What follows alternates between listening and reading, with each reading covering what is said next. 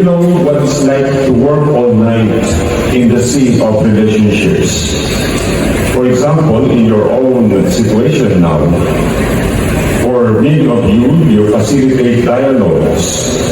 Siguro marami pagkakataong nakikinig kayo sa inyong mga kaibigan, mayroong difficulties sa kanilang relationship, helping couples through conflict, guiding others into deeper empathy and dialogue. And sometimes it can feel like you're casting nets and coming up empty. Kasi yung inyong kausap, natitigas ang ulo. Ayaw sumuko, ayaw magpatawad, ayaw maki-ugnay sa kanilang kabiyak. But here's the beauty of your mission as member of this community. When you cast your nets at His Word, when you obey the prompting of the Holy Spirit and the grace of the Holy Eucharist, you don't face alone. Ito lamang yung ating konsolasyon sa buhay natin. Jesus is always in the boat with you. Peter's net was made of rope, but your net, my dear brothers and sisters, is made of shared love, mutual empathy, and holy dialogue. Your marriage becomes the very tool God uses to gather others. When couples see your commitment, your willingness to sit with another couple, to listen without judgment, to walk with them, they see hope. At para doon sa mga wala na yung kabiyak, alam kong mas lalong tumindi yung inyong patotoo para sa inyong mga anak. Sasabihin niyo sa kanila, kapit lang tayo mga anak, may pag-asa. Bakit? Sapagkat kayo ang pinatatag ng ating Panginoon upang inyong patuloy na mapagtibay ang inyong pagsunod sa Diyos. Empathy is not just emotional. It is Eucharistic. Like Jesus who says, "This is my body, given up for you." You also say to one another, "I give myself to you, even when it's hard." At para sa mga byuda at walang asawa, I give my life for you. Kahit mahirap, ating ipapatuyod ang buhay na ito. That's what you model to the couples you serve. That marriage is not about perfection. Ulitin ko, marriage is not about perfection, but about persevering love. Ang patuloy ninyong pagpapasya na magmahal habang buhay. At the end of the gospel, Peter falls on his knees, overwhelmed by the miracle. Jesus says, "Do not be afraid. From now on, you will be catching men or people." The same call is given to you. Don't be afraid of couples who resist, of awkward silences during dialogue, of wounds too deep to speak about, of members who never see in our prayer meeting and gathering. God doesn't call you to fix everything.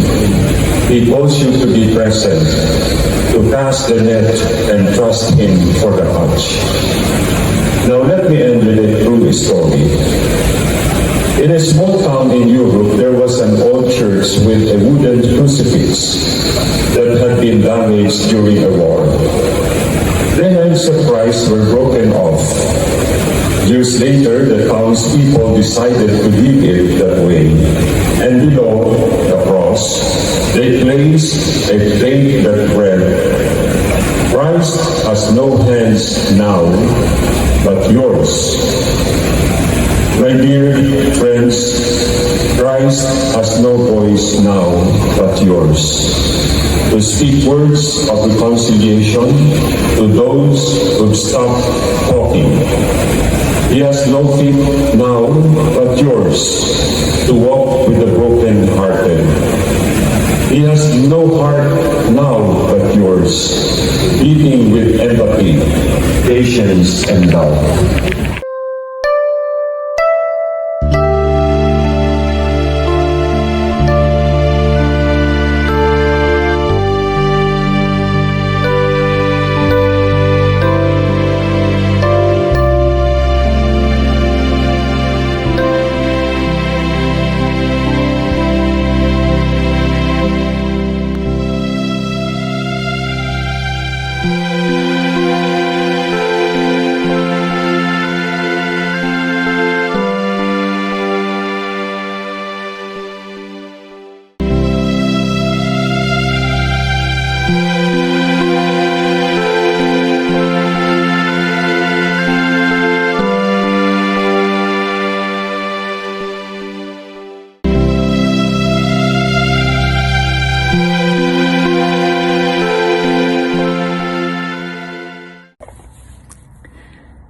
Magandang gabi sa inyong lahat, minamahal kong mga kasapi ng Marian Missionaries of the Holy Eucharist at ganoon din ang mga tagapagtatag at nagsimula ng pamayanang ito.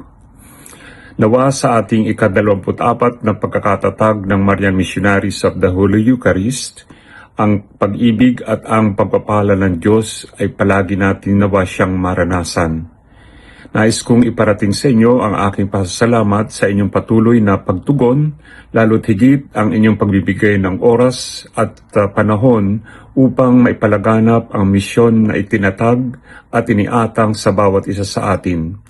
Sa pagkakataong ito, nais ko rin pasalamatan ang ating head servant, sila Brother Ching at Sister Susan, sa kanilang patuloy na pagbibigay ng oras, ng panahon at pagtatalaga ng sarili upang mabigyan ng buhay ang pamayanan natin ito.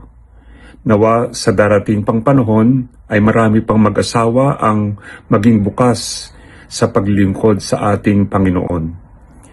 At ngayon na tayo nagdiriwang na ika-24 na pagkatatatag, naway huwag tayong magsawang magmahalan at kumalinga sa mga tao at mag-asawang naghahanap kay Kristo. Sa darating pang panahon, maging buhay nawa tayong palaging saksi ng kanyang pag-ibig at pagmamahal, presensya at patotoo sa ating pamayanan ngayon. Muli ako'y nagpapasalamat sa inyong lahat at naway sa ating ika-24 na taong ito ng pagkakatatag, naway maging matatag palagi tayo na akapin ang hamon ng ating Panginoon.